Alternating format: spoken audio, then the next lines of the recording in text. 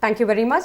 With the rapid growth of urbanization and the strains it has on the infrastructure, self-sufficient or self-contained community has become the need of the hour. Now, this is where integrated townships come into the scene. Now, to build such large townships, we need large areas of land, and these are usually owned by several people and not just one individual. Now, land aggregators bridge the gap by bringing large areas of land under a single umbrella. Today, we are going to meet one such land aggregator, Mr. Ravindra, who is the Director of Century Building Industries Private Limited.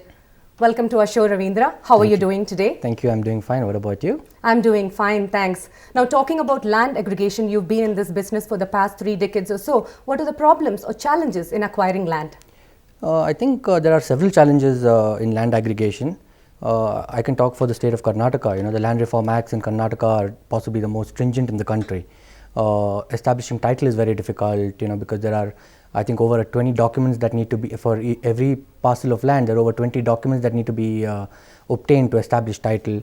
The land holdings are very fragmented, even in as little as maybe 5 acres, you can have as many as 50 people, and it's required that all the family members join, so it makes it very, very difficult.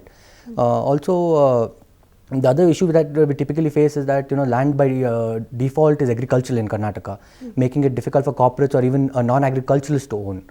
So there's a process of conversion that needs to go through. So it's that makes it fairly difficult. Then there are, in addition to that, there are zoning issues. There are establishing title, like I already mentioned, is very difficult. A lot of these lands are ancestral lands. So most farmers would not even have documents really, relevant documents and to kind of establish the title. So these are, I think, some of the challenges that you typically face when aggregating land parcels. Yeah, my next question is based on that. What happens when the last few sellers are just holding on to their land and do not want to sell it at the market price? Isn't it necessary to have continuous land? No, it is, I think, very essential to have continuous land. What is important is that the way you plan the aggregation. The important thing is that you always make sure that the land that you buy is not landlocked. So there's always access to the land parcel that you have bought. There is as much as possible you try to keep it contiguous with road access. But there are times you encounter that there is some parcel which somebody is not going to sell. But this process, I think, is not something which happens in a short time frame. These are typically things which can take from anywhere between 6 months to maybe 2-3 years. So you have to be patient about it. Just wait, and more often than not, they come around it. You definitely pay. I mean, they ask for their pound of flesh, but I think you just have to factor that in when you're kind of budgeting your whole project and be mentally prepared that you're going to pay a lot more for the parcels that come in later as against the ones that come in the beginning. So. I see. Now, what kind of approvals do you need, and how long do they take? Now, you just mentioned it could take any time between 6 months to 2-3 years. Now, what kind of approvals do we need? No, I think I would like to, I would define this approval things into 2 stages. One is pre-construction stage, and one is a pre-development stage, and one is the post-development stage.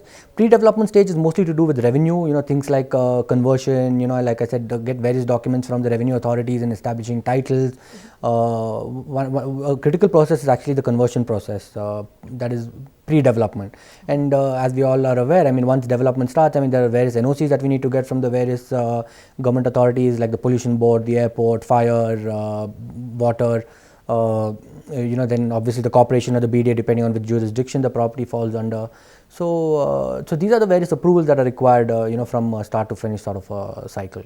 Now, when we're talking about approvals, don't different departments work at cross purposes?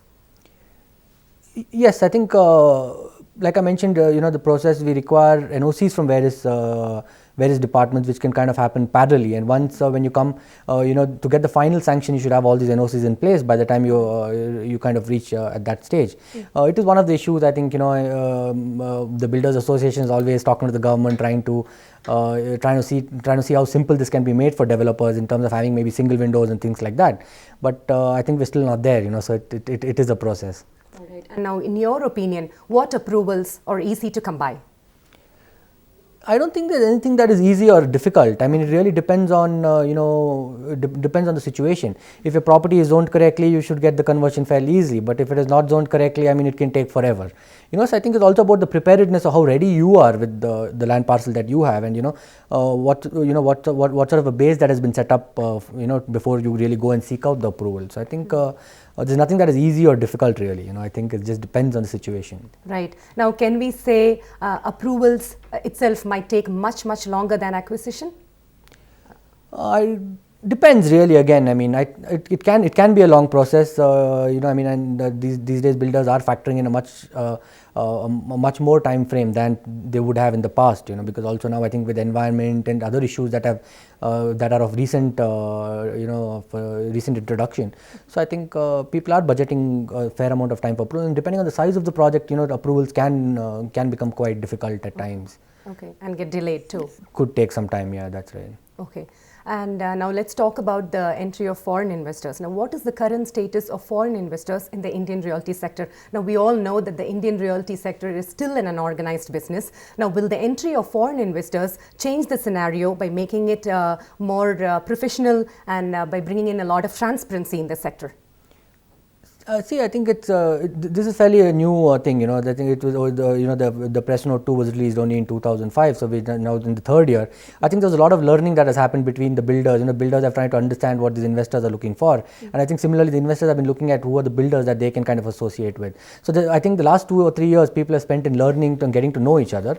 Again, I would like to classify the real estate space itself into 2 very distinct phases. One is the aggregation part leading up to what I call a mature property, and once the property is matured, in the sense that once the title is established, it is zoned correctly, you obtain your conversions and things like that, then the property is mature.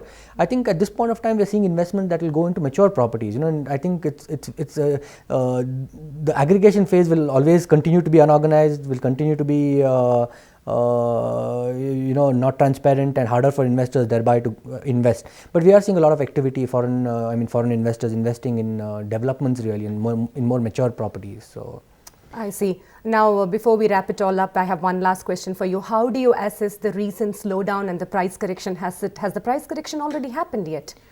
See, I think in pockets we are seeing a demand-supply mismatch, and predominantly that is why there will be a correction or not. As these projects are typically long gestation projects, so there's always be a demand-supply mismatch. Either the supply is too much or the demand is too much. So I think it's a cycle really. So I think fundamentally the market is very strong still, and I don't see it kind of really slowing down in the near future. It might be a short-term thing in my view. Yeah, and also I just want to ask you another quick question. Can you just tell us about your current projects? See, we are predominantly been in the land aggregation phase. We're not really builders by our history. We've recently made the migration up the value chain. We are doing a couple of residential projects in the north. One called Century Corbell, which is 80 unit sort of a community. Another called Century Celeste, which is a 120 unit community. We're also doing a larger gated community, which is about 50 acres in the north of Bangalore, closer to the airport. We've predominantly been strong in the north, so most of our projects are in the north. So. All right. That's very interesting. Thanks for joining us today, Ravindra, and thanks so much for sharing all that information with us and our viewers today. Thank you. On that note, if you ask a developer what is more difficult, acquisition or approval, he is caught in a bind because the problems are unsurmountable. You just heard the expert, Mr. Ravindra, speak about the intricacies involved in land acquisition, approvals, development, etc. Let's see what the future holds. Back to our studio now for more news from the real estate sector.